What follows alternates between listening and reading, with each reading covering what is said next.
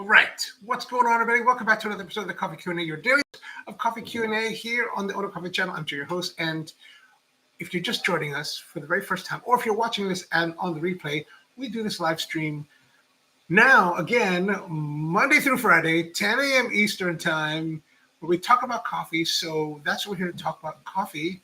And if you're watching the replay, leave some comments down below if you, whatever you want to say, whatever you think. But if you're here, then leave the comments here. And let's engage. So this now we've been kind of playing with the OXO Rapid Brew, and now we're going to kick it off and do the Rapid Brew. We're going to go a series of videos now of live streams where we're going to look at the different brew methods of the OXO Rapid Brew, and we're going to use the same coffee. We're choosing one coffee to work with each one, and just to see how each of these different brewing methods will affect the flavor of the coffee, right? So that's kind of the idea, and we're going to go for, my gosh, I think there's probably a good 6 days worth of recipes out there, at least 6 days. And then, as I was looking at OXO's Rapid Brew manual, they even have these, what do you call it? They have these specialty drinks, besides the Americano, but Vietnamese style cold brew teeny, affogato. So there's plenty of things that we could do with this, I think. Just to let you know, this is not sponsored. I did buy this at Target with my gift card for $40 US. So OXO has no say in what we do here.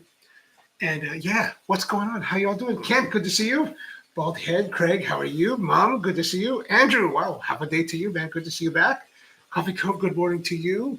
So yeah, so today we're going to brew we're going to start off, because we have a new coffee, we're going to start off with the basic brew that OXO recommends. That's 20 grams of coffee with 160 milliliters of water, 2-minute wait time, pump, pump, pump, and then we're going to see what it tastes like.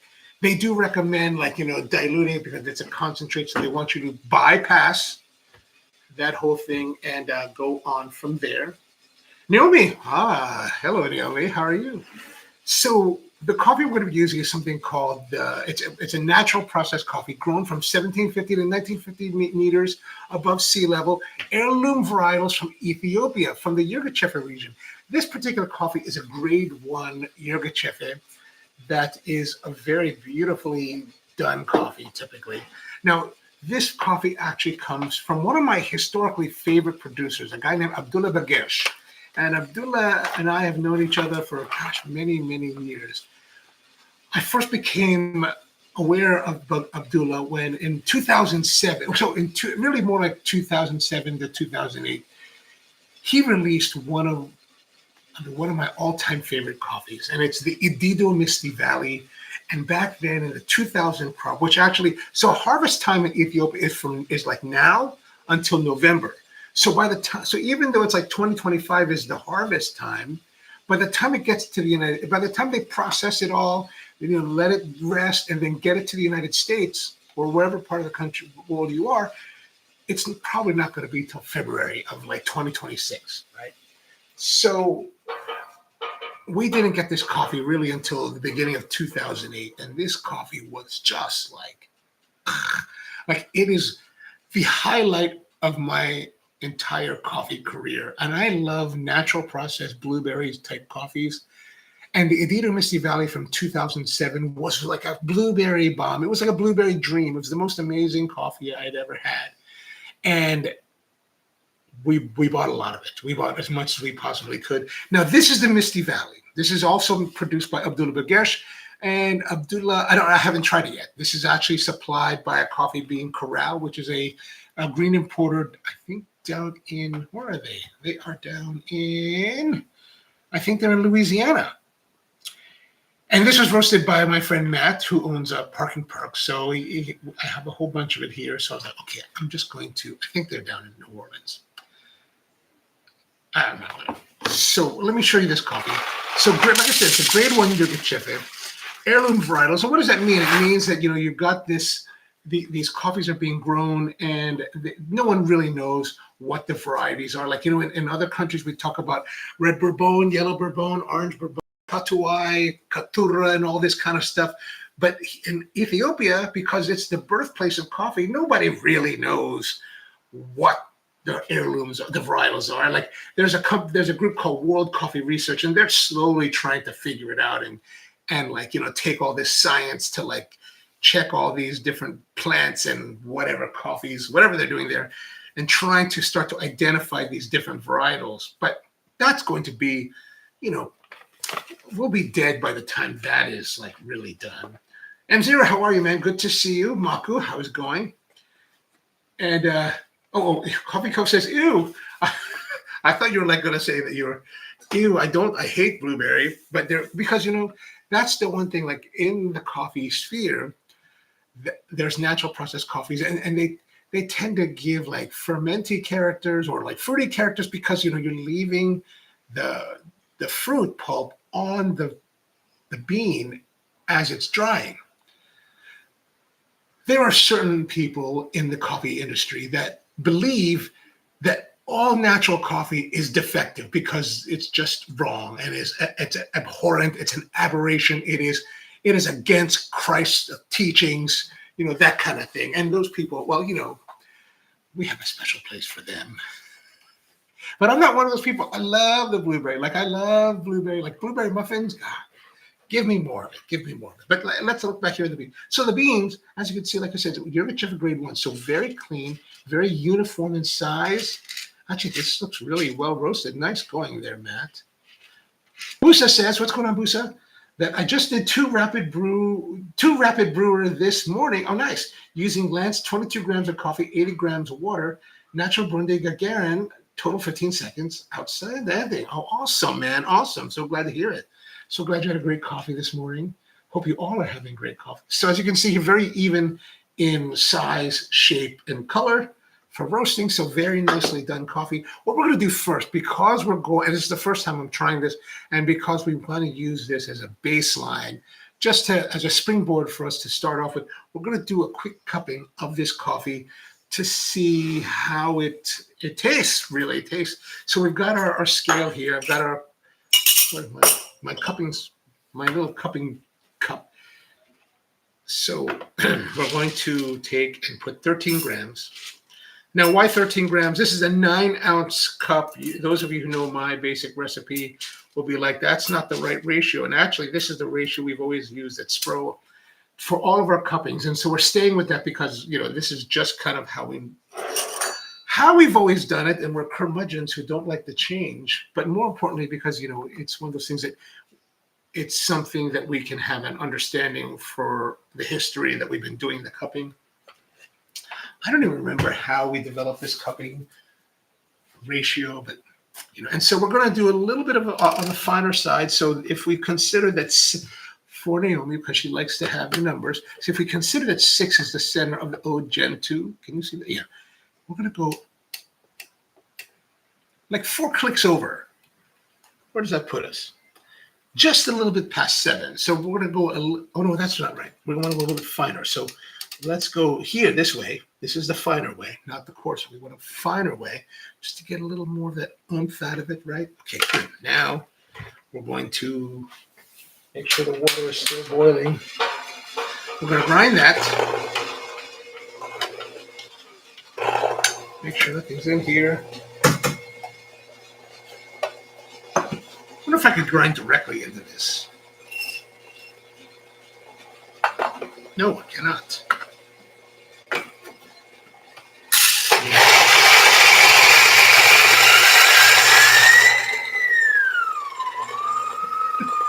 My pleasure, Naomi. My pleasure.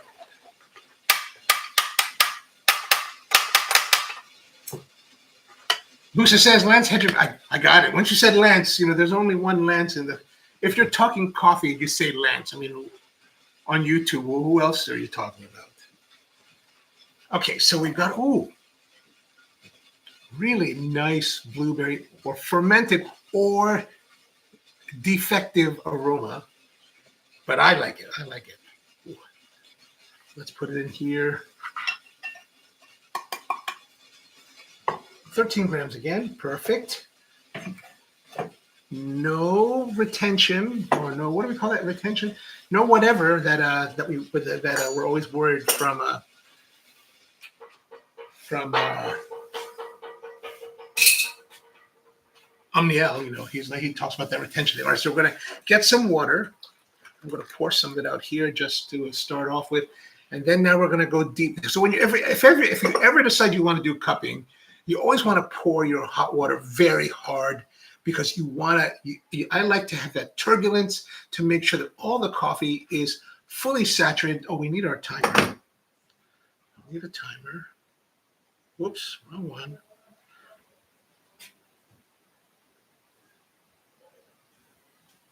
And we're going to start our timer. Woo.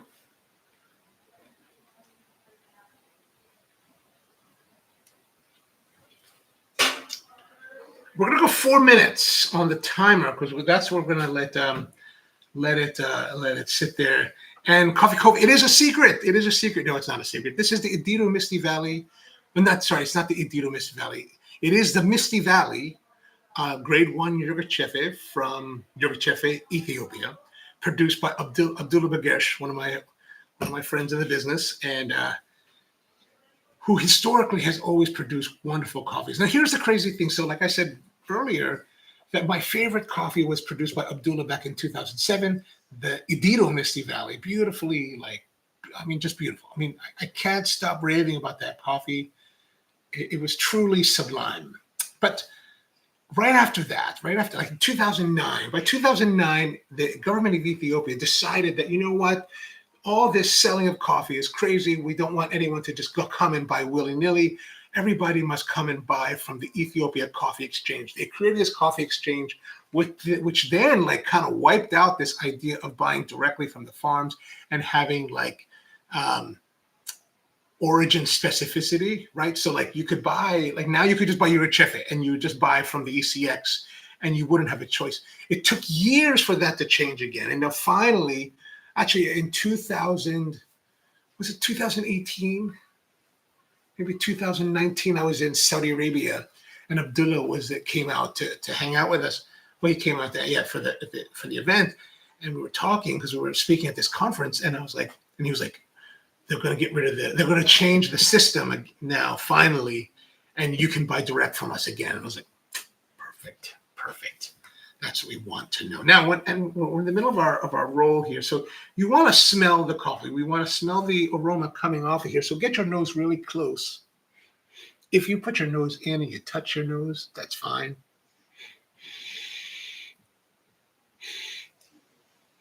Nice, actually more, that blueberry character that came off of when it was dry isn't so harsh, isn't very apparent now. It's more of a warm, earthy tone. Maybe with a little bit of fruit, but not, maybe more raisiny fruit rather than anything else. Huh, strange. Huh. It is what it is. It is what it is. And Craig's having a washed yogurt. Nice. Things are washed in Ottawa. Ken says, getting the OXO would cost me the equivalent of $150. Wow, really? I'm still... Why so much money? Why is it $110 more than here? It's made in China, I imagine, right? China? Isn't that cheaper for you guys? More expensive for us? Oh yeah, made in China. See, it's made in China. Made in China. Right there, made in China.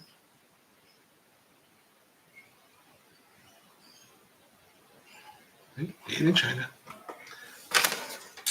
Wow, $150. I don't know if I'd buy it for $150.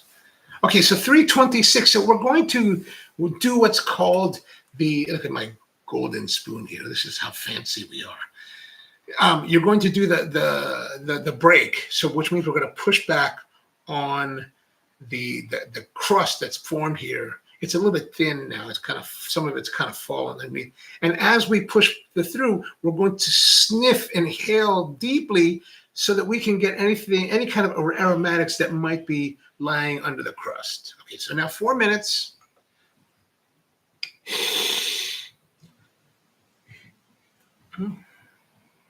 About the same. Not really any different.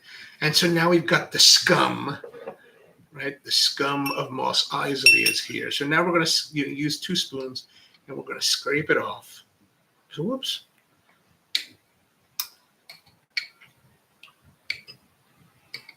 And that's going to give us our elixir.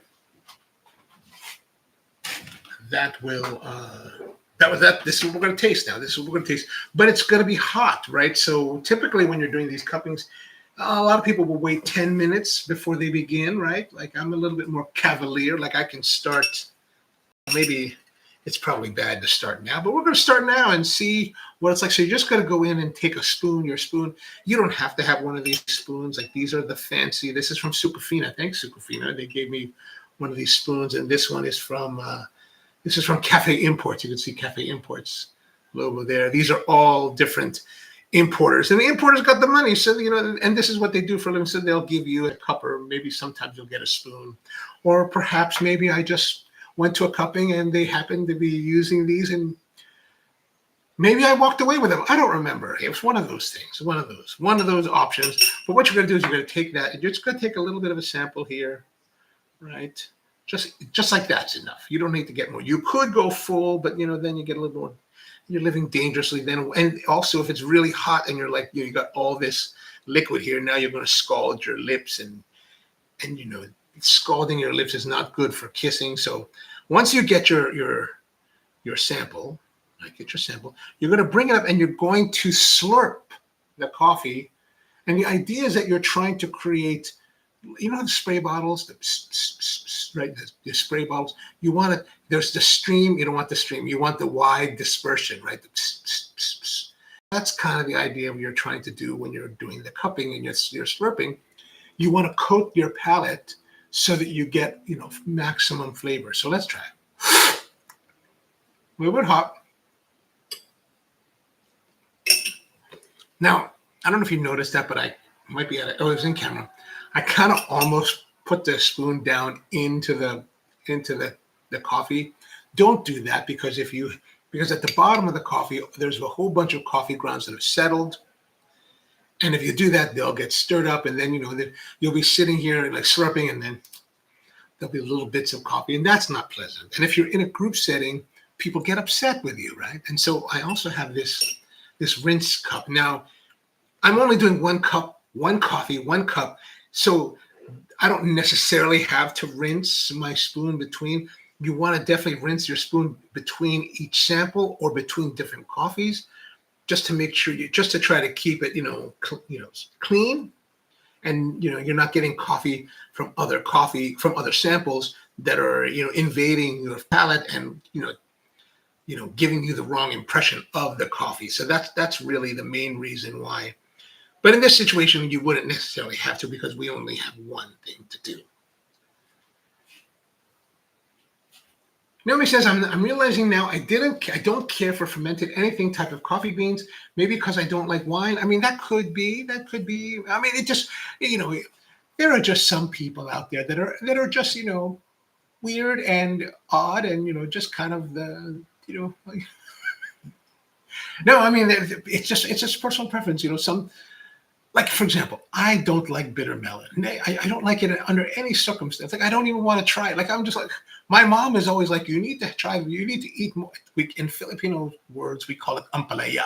And she's always like, you should eat more ampalaya. I was like, I'm not eating any of that. That's disgusting. I can't stand it. I won't eat it. And so, it's always about personal preference. That's the nice thing with coffees. Like, there's natural coffees, but if natural coffee is not your jam, jam, grapes, coffee, blueberries, that's not a problem. There's always many coffees for you to enjoy out there. Like, for example, maybe Craig doesn't like natural processed yogurchefes. That's why he's drinking a washed yogurchefe today, right?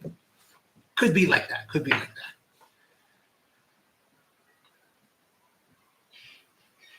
Coffee Cove says, thanks. Do they sell online? I've already forgotten.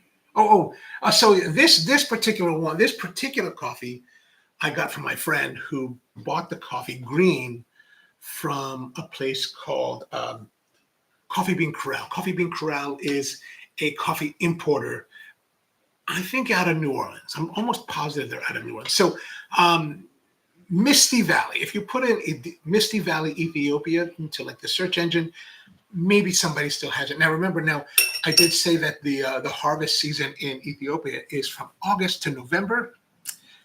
So now is when they're really getting into the harvest in Ethiopia, or at least in Yirgacheffe.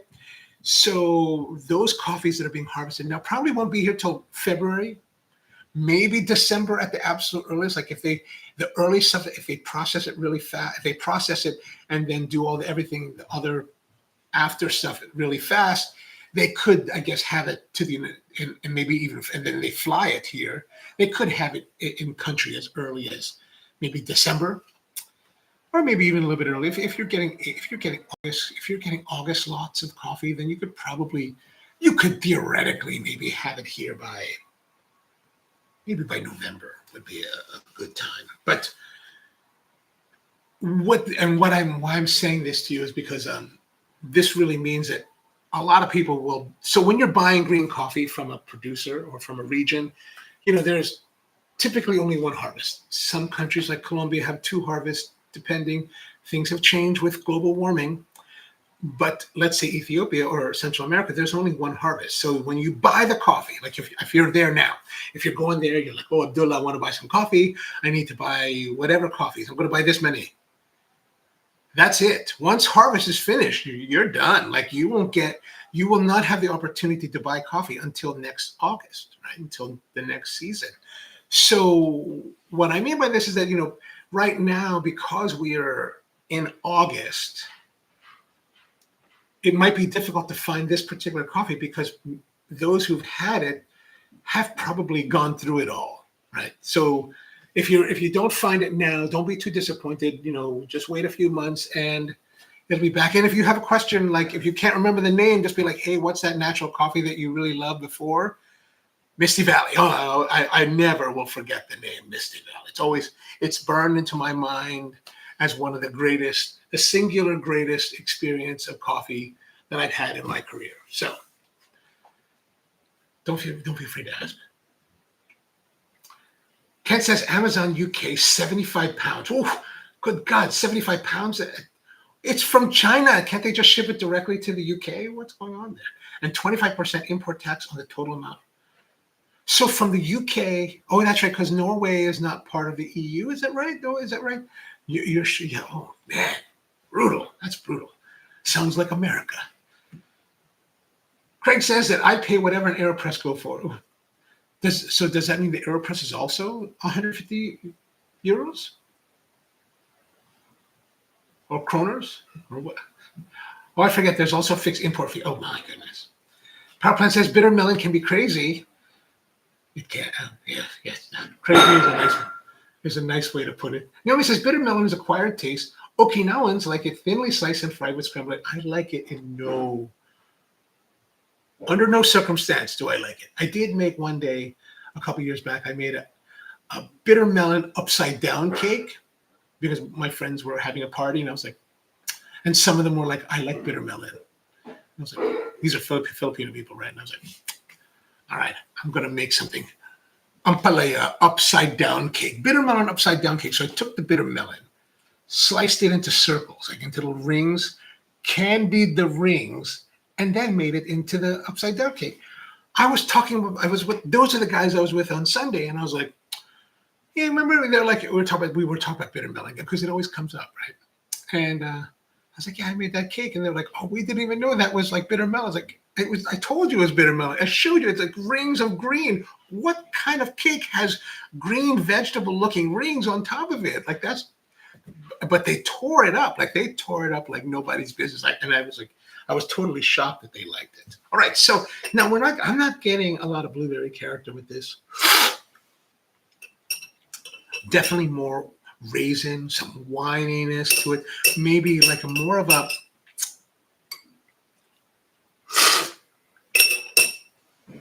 definitely raisin. Wow, definitely strong on the raisin.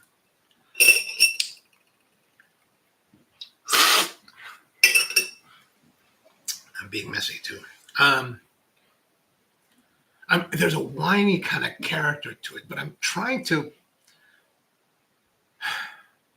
I want to say, it's more like a Cabernet Franc kind of style. I was going to say Merlot, but I was like, that's not really. Merlot is much softer than this. Like, there's a little bit of like And the winey aspect is a little bit sharper. Not sharp. I wouldn't say it's sharp, but it's sharper than like a Merlot's, typical Merlot's character would be. But it doesn't have the bigness of like a Cabernet Sauvignon kind of thing, right? So not bad. So good coffee. So we're going to put this aside, and that's going to now be our reference for our brew. Goya Champuru. Yeah, that's not for me. That's not for me. Some things, yeah, and I've tried, don't get me wrong, I have tried it many times over the years, you know. My family's always eaten it, but I have not yet acquired the taste. Power Plant says Okinawan food is interesting. Is it strange? Is it interesting? Power Plant says there are no doubt some good ones, but much different edge to it. Oh, and the champuru. I don't know what champuru is, but I imagine it has something to do with the bitter melon. Power Plant says the traditional sashimi in Okinawa are not the greatest, but sokisoba is good, and I do like the pigs. Ooh, sounds interesting. I mean, if I went to Okinawa, I would try it. Okay, so let us brew with our OXO.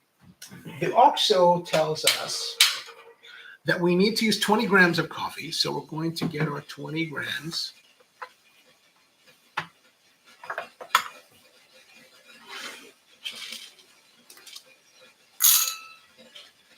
Oh, look. Oh, I thought that was a green bean in there. Sometimes beans fall in there. Oops.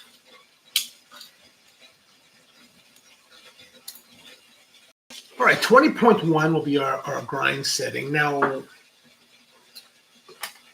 did they say? You know, I can't remember what they said about grind setting. Tam coffee. Oh, there we go. When grinding at home, set grinder to the fine setting, grind 2 or 3. Very good. That's based on the OXO conical burr grinder that they sell, which I do not have. We have our O Gen 2, our trusty O Gen 2, which, see there, it is a little bit tight there, easy there. And then, anyway, so we're going to go now to, I don't remember. We're going to go here. Oops. We're going to go here. 3 and 2 clicks. That's going to be our fine.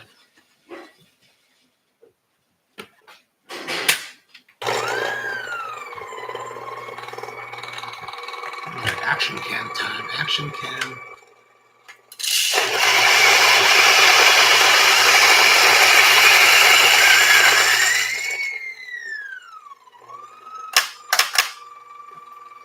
Okay.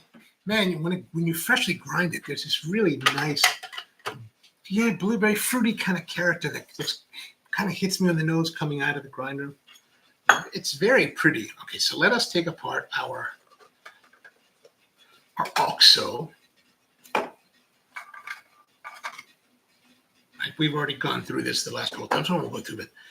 And one thing to be careful with, there's a little bit of ground left, and we don't want anything left inside, right? You always want to have a nice, clean basket. This is true for any kind of brewing device.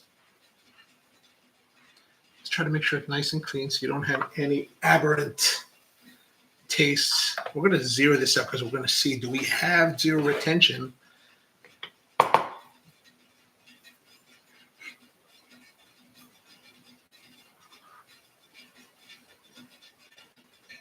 By the way, Power Plant, I did watch the first episode of Alien Earth last night. I was a little bit surprised to find out that Alien Earth is about aliens, right? The Ridley Scott. And when I was downloading it, I looked it up on YouTube, and I didn't watch the trailer. I just saw the thumbnail. And I was like, I decided not to watch it because I saw the thumbnail. And I was like, oh, it is Alien. And I was like, is that gonna be dumb? But I was like, I was thinking, you said it was good. You said it was like kind of like a Blade Runner-esque kind of setting, and I decided to go for it and watch it. I watched it. It was actually very good. I really enjoyed it. Very, very, very good. Very good. If you guys are not familiar, Alien, or if you, Aliens, right? Alien, Ripley, with the blowtorch and the mother. My brother was a huge Alien fan, right? Like, he was so into it. I just kind of like watched it, like, yeah, cool. It's cool. It's cool. But the premise is that there's these people that are, the Earth is now run by 4 different corporations that have divided the planet into regions that they control. And one of them, Wayland Yusuke, whatever it's called, has sent a mission, I guess that's all part of the Ripley thing, to retrieve samples of these aliens, of the alien. And they're on the way back. It's a 65-year mission. They're on the way back. And there's a new company that has started like 10 years prior. This is 2120, so it's nearly 100 years from now. And they have developed a way to transfer the conscious and person, your soul. Essentially, they figured out a way to transfer your soul into a cybernetic being, basically into a machine body, like a Cylon, right? And so this ship is coming back, but of course, the aliens you can't contain the aliens, so they break out and they start to wreak havoc and killing the crew and attacking everything and damaging systems. So finally, when this ship makes it back to Earth, it's on a collision course. Now, how in the world this ship gets on a collision course? So here's where the suspension of disbelief I'm going to drop for a moment. This big ship, how in the world it's coming back to Earth, sure, but Earth is this tiny speck in the middle of nowhere, right? And how in the world are they on a collision course with our planet? Now, beyond that, it's a pretty large ship, right? The ship is now out of control on a collision course. There's no way to destroy the ship for some reason. The Enterprise and Reliant all had auto-destruct. Why this one doesn't, I don't know. Maybe it's before the Federation, who knows? But it's coming in, right? It's coming to the planet. Now, there's a place called New Siam, which is, I guess, like the new Bangkok, right, in Thailand. And it's coming in, and it gets through the atmosphere. Now, do they have shields? I don't know. But like, it's come through the atmosphere, and it doesn't look any worse for it. And so as it's flying through, it's very like 9/11-esque, right? It's totally like 9/11, flying over the city and headed towards these 3 huge, massive towers, right? These massive, like, instead of twin towers, there's triple towers. So it's very, very 9/11-esque. And this massive ship, like, this ship is massive. If you ever watch Robotech and you think of the SDF-1, it's like that, right? And when the SDF-1 crashed into that Japanese island, like, it destroyed a big portion of that island, right? Well, this thing crashed. Like, this thing is coming in, and it's going to crash into these buildings. It crashes. I mean, this ship is at least the size of at least, it's almost the width of the building, right? Crashes into the building. The buildings don't come down. Like, I was like, the buildings are coming down? Like, what kind of thing is that? And like, people survive. I'm like, you'd be crushed. You'd be totally destroyed. Like, it's like, so I was like, come on, man. But of course, if any of that happened, like if the ship burned up and the aliens, everything was incinerated, or let's say that incineration happened on the ground and everything was crushed and destroyed, then there'd be no show, right? So I get why they did, but I was like, come on, man, like, that's like, I would have a better. My suspension of disbelief would be better served by, like, if the ship crashed, totally was destroyed, and then like the alien, of course, being an alien, with the exoskeleton and all that, could survive, like, and then like wreaked havoc on the planet. So I'm expecting them to wreak havoc on the planet. And the main character is this girl who had cancer and had her consciousness shifted into a cybernetic body. And now she's headed to New Siam to go save her brother, who's part of the fighting force that's trying to rescue people from the crash. But the search and rescue team, while they are military units, right, they go into this search and rescue mode, into these buildings looking for survivors, but they're completely armed. Like, they're totally, like, I thought, It would be like the cops, in 9/11, like going into like the World Trade Center as it's burning with weapons drawn, like waiting, like. So I don't know. Anyway, so those are like my little nitpick, but Power Plant, I totally enjoyed it. I plan to watch there's only three episodes out right now, I think. So I might watch the episode 2 tonight and check out the rest of it. All right, let's continue on. We're babbling on and on. Okay, so we've got our coffee in here. We're going to shift it around, and we're going to tamp. They want us to tamp the coffee. So tamping the coffee.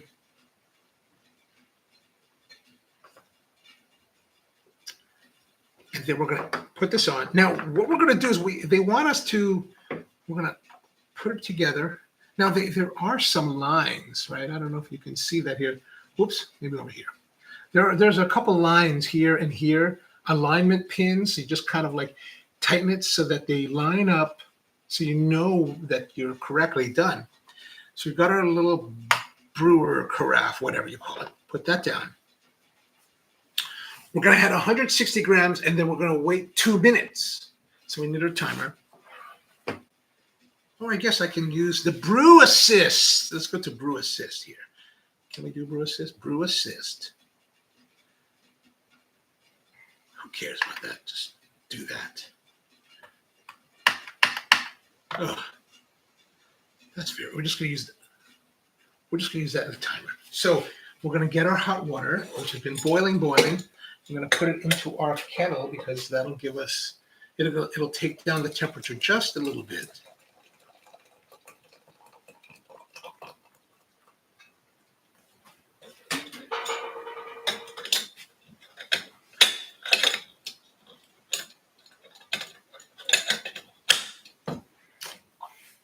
Now we're going to pour. Did I press this already? Oh, yeah. Okay. 160 grams. And the timer didn't start. Who cares? Okay, I have no idea what's going on here. This is just. All right, we total. Oh no, that was what was 0, right? 78. Now it says that, so I guess we should add it pretty hard.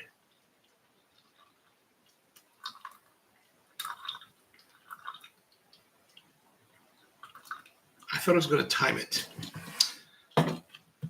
So let's say I see the show timer 37:50. So I'm going to say we start at 37:45. Oh, and then we're going to put this on top here. I think because the valve is closed, it's going to retard the flow. Yeah, it totally has stopped. I think reduced the flow at least very dramatically. Because it says wait 2 minutes. 37:45. So we're going to 39:45. So it's still dripping through. Like, I don't know why. I mean, it's just drip coffee now. I don't know what's.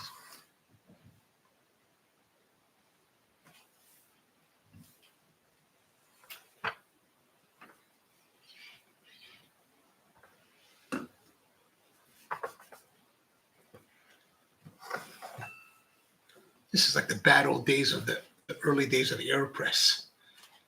All right, let's see what we got here. I know I'm falling behind.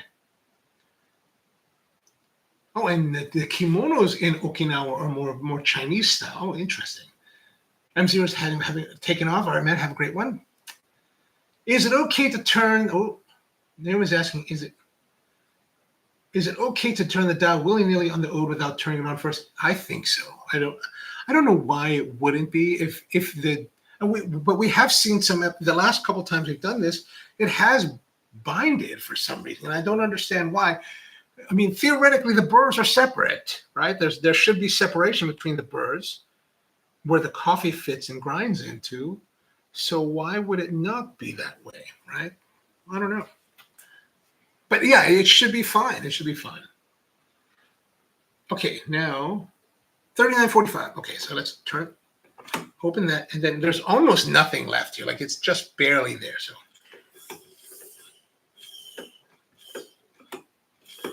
Oh, it's pretty much all water. It's all air. So there was a first pump that had some little bit of crema looking thing. Huh, interesting. Let's look at let's look at our puck.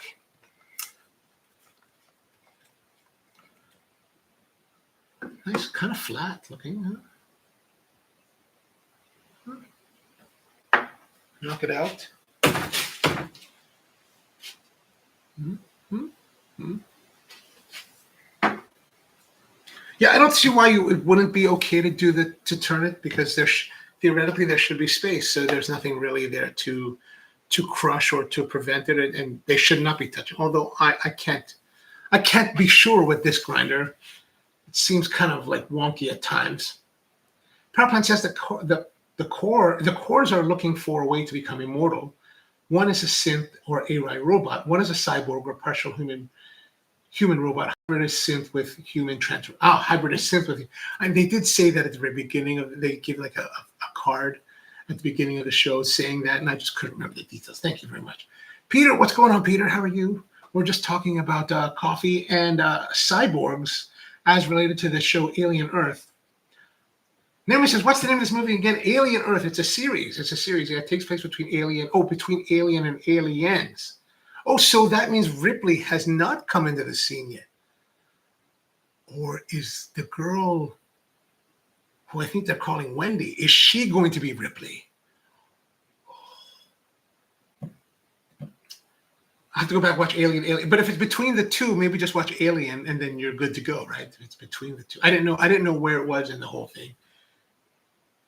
Yeah, and I agree with Powerplant. You don't really need to know the movies to like the show. Like, the movies probably help to understand basically what is this face hugger doing, right, and what's happening.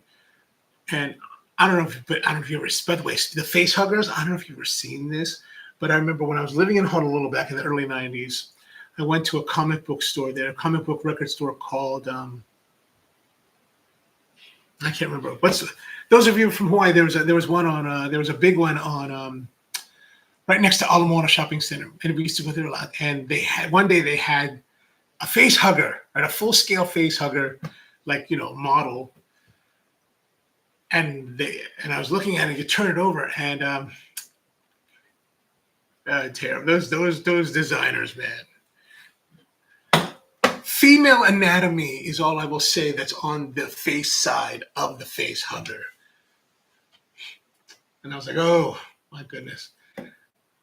Yeah, you should check it out, Naomi. It was like, oh yeah. Anyway, if you like maybe sci-fi horror, is it even horror yet? It's not even horror yet. There's a little bit of gore on the first episode, but and Powerplant, is this going to be an ongoing series if they can continue, will it just be a 10 episode series? Because that's what I don't like about the streaming services. It's 10 episode seasons, and it's like right now I watched, like last night before I watched Alien Earth, I watched the 7th episode of Strange New World, and it's like there's only 3 more left.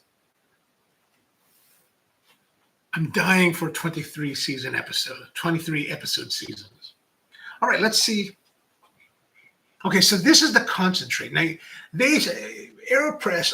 OXO says they want you to mix it in a ratio of 3 to 1, 1 to 2, or 1 to 3 ratio of coffee. So, first of all, we're going to taste this.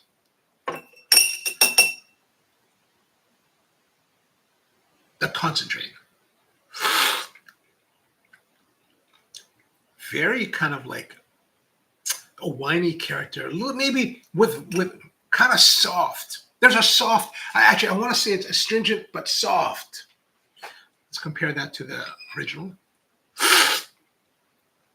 Similar characteristics there, and we want to dilute it. Okay, so let's look here. Tear that. Let's go back to our just scale. So if we have, well, let's not use all of it, right? This pourer sucks. Like every time I pour with it just spills.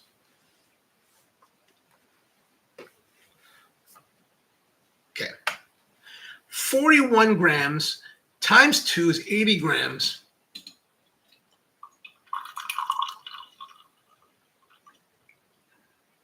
I mean, so that's 120 grams.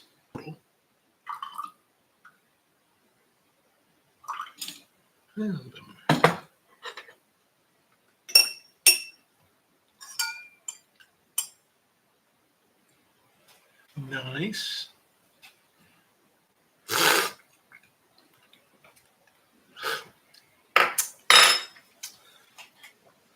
I think that's a little bit light.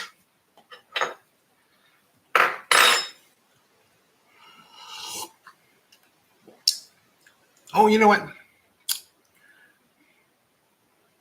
Those of you who like, I think this is what when people say high clarity, this is what I would think is high clarity, right? This is what it's kind of thin body wise, but it's very, I want to say bright, but I don't know if that really captures the essence. There is nice juiciness and brightness, but it doesn't have the oomph of body.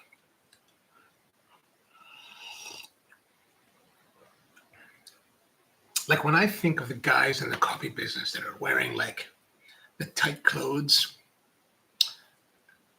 and the pomaded hair, this is the kind of coffee I think they love. And it's nice. It's nice, but I would like to see, let's say we do,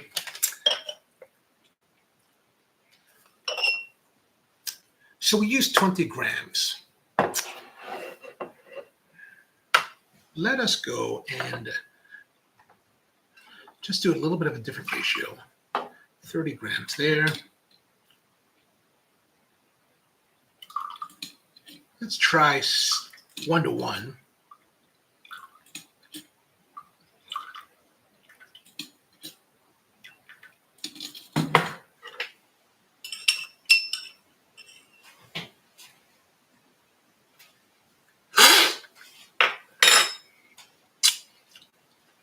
More raisin, actually some kind of like citrusy lemonade character to it now.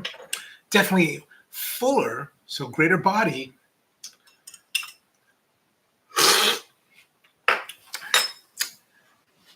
Still that brightness.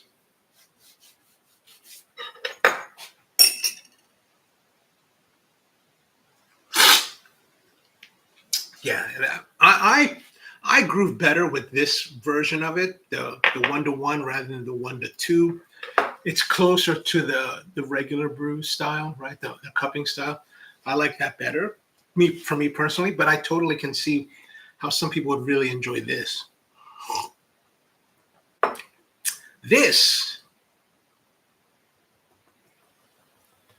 What might be interesting is to take this brew ratio and then make it this ratio by adding ice to it to create an iced coffee. I think this, to capture this as an iced coffee,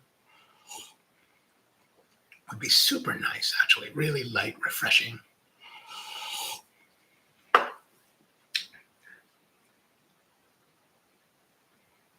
Let's see what I missed out on here.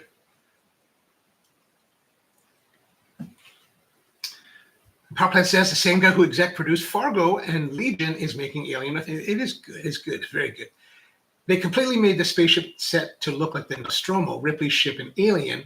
Ridley Scott toured the new set and couldn't believe. Oh, that's something I was thinking about when I was watching. I was like, man, this set is epic. Like these sets they were making, especially the part where like there's a part where they have this concrete, like you know how buildings are made with concrete floors, and you imagine it collapses and you can slide down it. Like I was like, man, these sets are awesome. And for a television show, I was like, man, that is hella nice, hella nice. Naomi says I use AirPress filter on the bottom and had plenty to pump. Okay. After pump out of the tube. So we're going to start with this as their basic brew. As we go to subsequent episodes over the next maybe in the next week or so, we're going to add more things to. We're going to try the different recipes that I've been seeing online about it with the filters. Someone was talking about another AeroPress style filter. I can't remember the name of it. Do you guys know what I'm sure you guys know what I'm talking about. There's another filter that people are using in this that's not the AeroPress filter? Would you put that in the comments here?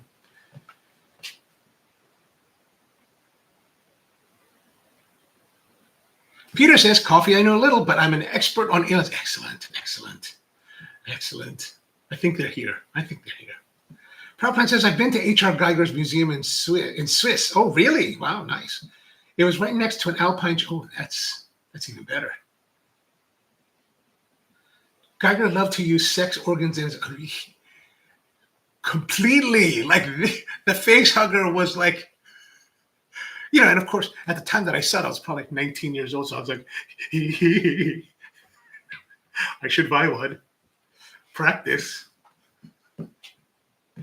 Nobody says I'm not into sci-fi, but there have been exceptions for sure. So I'm excited to take a look at something. Yeah, I enjoyed. I did enjoy it, and it's not totally sci-fi-ish. Like there's not a lot of jargon, and sometimes Star Trek can be like criticized for having a lot of techno babble. There's really not much of any of that happening there. Like the weirdest, the most techno thing is like the transference of your consciousness into a hybrid being.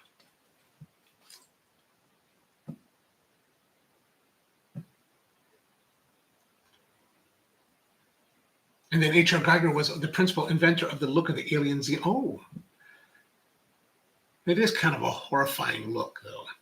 Alien Earth is a blend of action, like brutal action, actually, and philosophical science fiction. I would agree with that. You're farther into it than I am, so there hasn't been too much brutality. And what is do you know offhand what network it's on? Because I was really surprised to see they used some clips from Peter Pan. And I was like, is this a Disney Plus channel? Because does Disney even want to give their licensing up for that kind of thing? Peter is asking, very gay. I'm not sure exactly what you're asking about gayness in relation to what? The coffee? Or maybe the coiffed hair? Maybe that's what it is.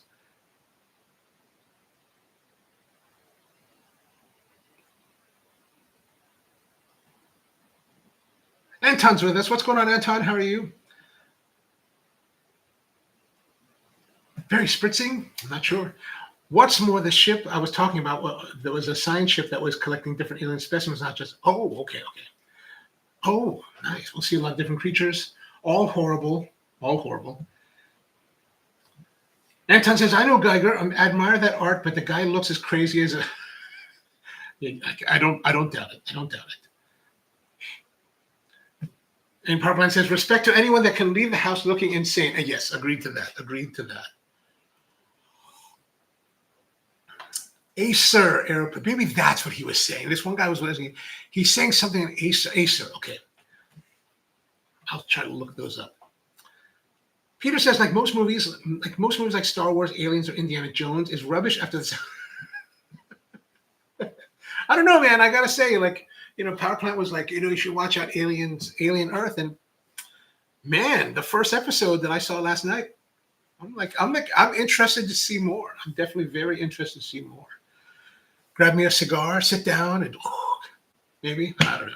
Do you mean the AeroPress size Chemex filter? I think so. I don't know. I just know the piece.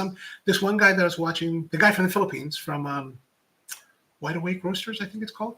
He was talking about these other filters other than AeroPress that he's putting in the brewer. And I was like, maybe who knows? I might even have some here as a sample that I just forgot. But I'm interested to know. Acer. Okay, so it is Acer filters. You can approximately 2 or 3 stock 2 or 3 stock AeroPress papers. Okay. Alpine cheese name of Gruyere, and it's on FX. They also use some clips of Ice Age 3 in the first. Oh, I guess I missed that. Russell, how are you, man? Good to see you. We're just working on our brewing with the OXO, the basic brew from OXO, their basic recipe. So we've got a control of the, what is this? Oops, I should zoom out a little bit more. We got a little control here of a cupping style of the coffee that we're using at the Misty Valley from Ethiopia, natural process. And then this is the concentrate from the brew, We've got a 1-to-2 ratio and then a 1-to-1 ratio. I like the 1-to-1 ratio, but there are really pretty notes to this 1-to-2. I can totally see why a lot of people like this style of brewing. It's very thin. It's very thin though. Like, it's clean, it's sweet, it's got nice flavor, but it's also very thin. I like it to be a little bit more fuerte with the body, right? A lot more cuerpo. Oh, and so now we got our coffee. Let's do a little bit of eating to go with the coffee. I went to a Latino market here called La Tienda Mari, mainly because I had to get blood tests this morning. So I went to the blood test lab and I had the blood test. And the woman that I see at the blood test lab, she's Colombian. We're talking about, and I said to her, if you had a choice between donut and pan dulce, what would you buy? She said, pan dulce, of course. And I said, well, what pan dulce do you like? And she's like, well, there's only one. I was like, well, actually, if you go, I said, well, if you go to the panaderia, there's so many. She said, well, the one that I like is the one with the fruit that has the sugar on top. And I had no idea what she was talking about. Like, when I get pan dulce, to me, it's concha. Like, I'm just buying concha. But of course, that's very Mexican, and she's Colombian, and never the twain shall meet. So I didn't spot something that looked like it could be the one that she was talking about. And I picked up one. Let me get it out for you. And here it is. Maybe there's fruit in it. I don't know. But this is I don't even know what they call this. I should have asked the girl at the place. But you go to these panaderias or it's not really a panaderia, but it's a Latino market where they have a case filled with baked goods. And this particular place gets their baked goods from 2 different bakeries on different delivery days. And this is what they had. So I was like, oh, let's give it a try. Peter says, just watch the alien trailer now on the split monitor. It looks good. Yes. See, you shouldn't always be so critical. Power Plant says only the incel followers of critical drinker and neurotic do not. I'm not well versed enough to understand what that means. All right, let's see. I don't know if this has the fruit filling or not, and I don't want to get. Who knows if I spill like crumbs and stuff on this scale, if it's going to go haywire. But let's break into it. Oh, it's just cookie. Okay, so we're going to have this. So let's try it with the regular brew first. No, we're going to try it with the lighter brew. Hidaki Mouse.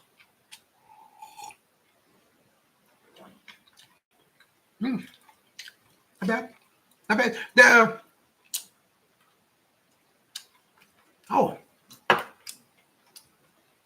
There's what might be cheese.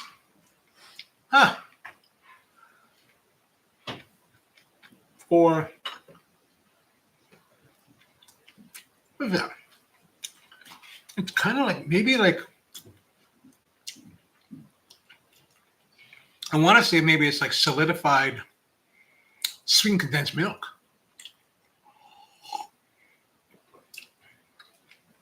So it's not a bad combination. I think it's not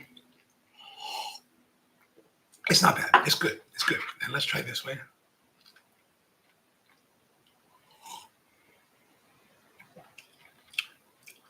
See, I like it with a little more body with the coffee to kind of offset and meet the character of the baked good.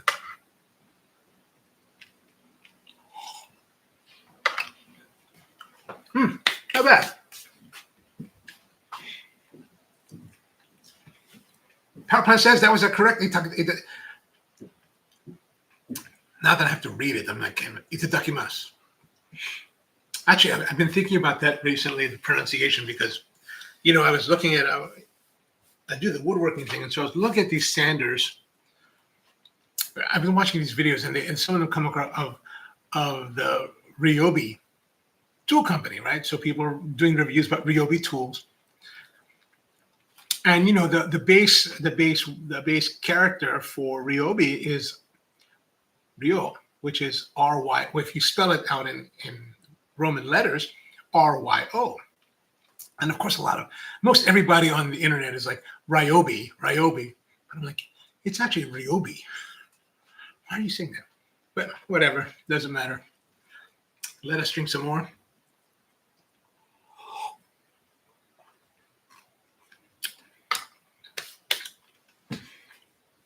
Peter says I got some instant liquid coffee to try out. Nice. You have some, or you're telling me to get some? Not the pronunciation, although good. Oh, okay, gotcha. Some people would say, really? Kanpai is only for like the izakaya when you're just kind of like going crazy with a lot of food, croquettes, and like some little pieces of steak. And you're drinking more sake, more whiskey, and then some Sapporo. You're like, oh, I must have more. I hear you on that, though. Maku says, itadakimasu was while eating Latino food when provecho was right there. Well, we mix it up here. We're all in this world together, flying on a planet through the star system, hoping that some crazy corporation doesn't send a ship to crash into the planet with some kind of exoskeleton alien that we cannot combat. Right? No. Buen provecho. Yeah, it's just I just couldn't remember. I just couldn't think of that at the moment. That's really what it is. Oh, and Papa says Ryobi would more like be Yobi. I gotta put the deeper Yobi.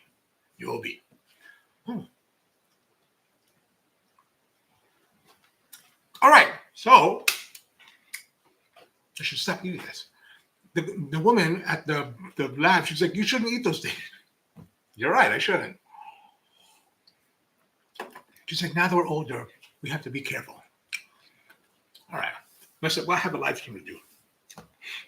Wouldn't be any fun to have whole grain bread. Peter says, ask a Japanese to pronounce McDonald's. It's the cutest. They said, what, Makudono? Is that right? Something like that. I usually will stop by the McDonald's when I'm in Tokyo because, like, I'll stop by and, like, ooh, Ebi Burger, the shrimp burger. They have a shrimp burger. They have these shrimp patties that have, like, shrimp, like little shrimp in them rather than, like, mushy ground shrimp. It's actually pretty good. All right, so there it is, the basic Rapid Brew for the OXO Rapid Brewer. Nice. This is going to be kind of where our starting point for the next several tastings.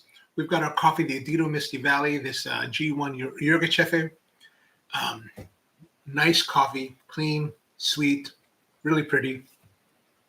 Now we're going to go over the next few days and try different brew methods of the OXO brew to see what there is to see and maybe determine which is the best, if there is a way to determine which is the best. So if you have suggestions or if you have suggestions or you have recipes that you would like us to try, let me know in the comments. And yeah, we'll do it. We're going to do it. Hopman says the common parlance would be maku, but in Kansai, makudo. Oh, maku. In Kansai, makudo. Oh, McDonald's. Yeah, makudo. Gotcha. I don't know if I said that correctly. But anyway, thanks for tuning in. Thanks for hanging out. Good to see all of you. Back again tomorrow with another episode of the Coffee Q&A where we're going to go again. More OXO Rapid Brew. So hope you have a great one out there. Thank you, Kent. And have a great one. Makudonadu.